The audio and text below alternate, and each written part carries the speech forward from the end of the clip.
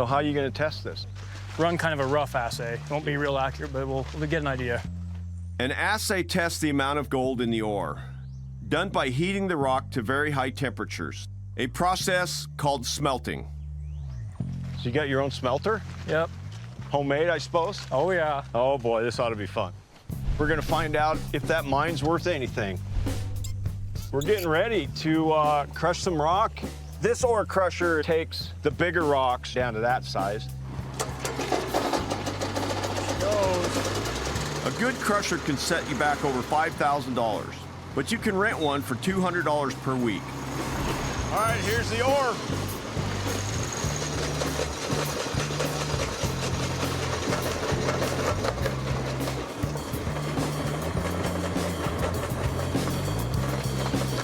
That went pretty quick. Woob took that ore and it pulverized it down to sand.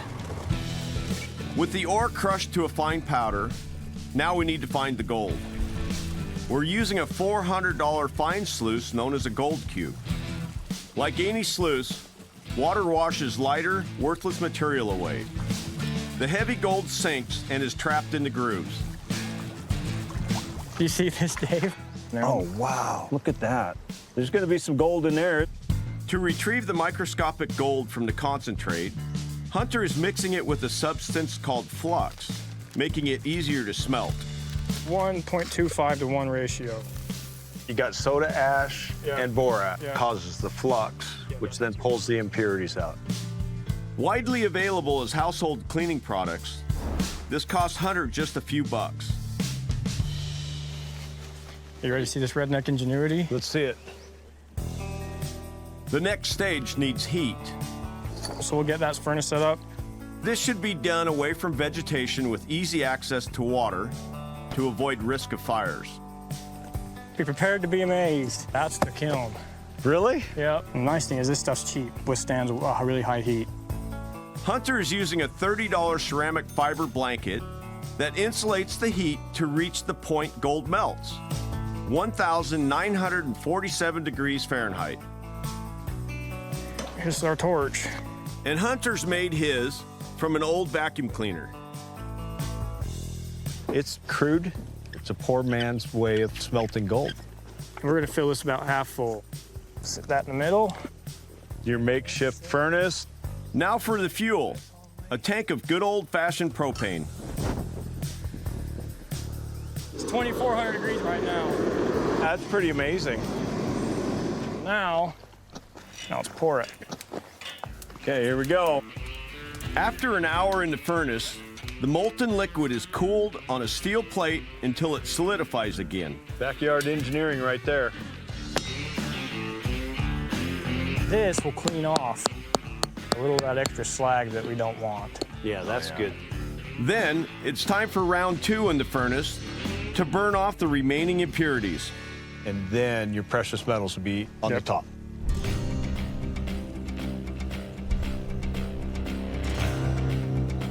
If that's that big, that's damn good. That's damn good. I think that's all silver and gold. At roughly 1/3 of a gram, that's $20 of gold right there. Gentlemen, that's a big button. Out of 1 bucket of ore?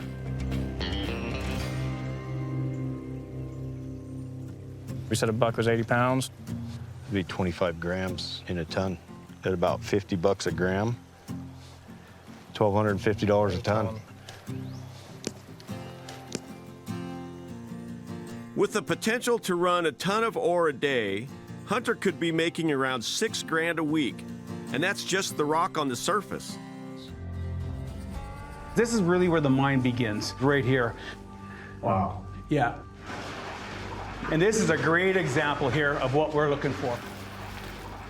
This is a nice big wall of quartz. You can see on the floor here where it runs. And so, I mean, this is probably all about an ounce per ton, this rock. It's really high grade.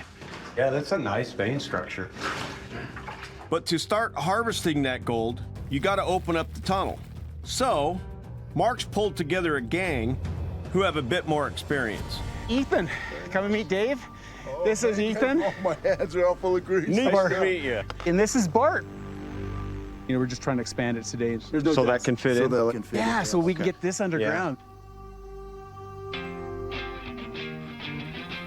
The quickest way to open up a tunnel hasn't changed in over 150 years. Dynamite. First step, drilling holes around the section that you want to remove. These are the holes that we'll drill to get this corner out here.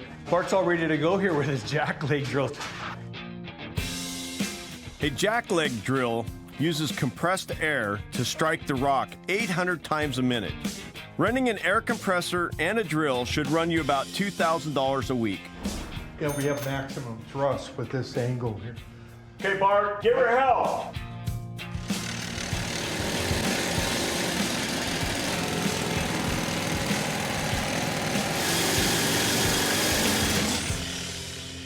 $1892, they didn't have that jackleg drill.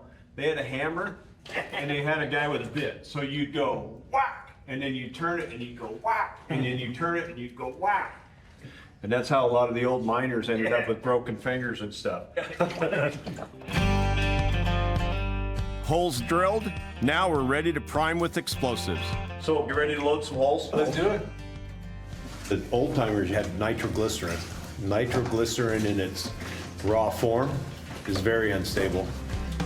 Costing less than $3 a stick, modern dynamite is safer and more stable. How many sticks of dynamite we're gonna use? 45 stick. You stick it in here like this. Watch.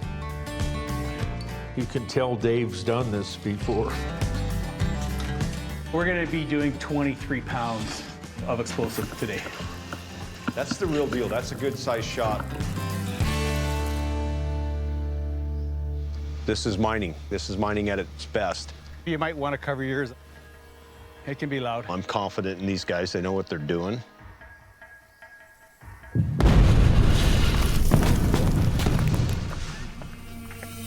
There you go. That'll make your heart stand up. Nice job, Bart. This is kind of like what we're looking for right here with the host rock and the quartz. This is the rock that'll pay our bills, and it's about a 1/4 ounce per ton. Yep. A 1/4 ounce a ton means they just made 500 bucks. Enough to keep them blasting towards the high grade. You can't go wrong with owning gold, so the best way to own gold is have a gold mine. A lot of people have great properties, but you need guys that got the experience. You need a Bart. I mean, really, it's 4 guys, but they're doing it on a very small scale. There's still gold there. In the flash of a piece of dynamite, you could be rich. They hit one pocket, they could all retire.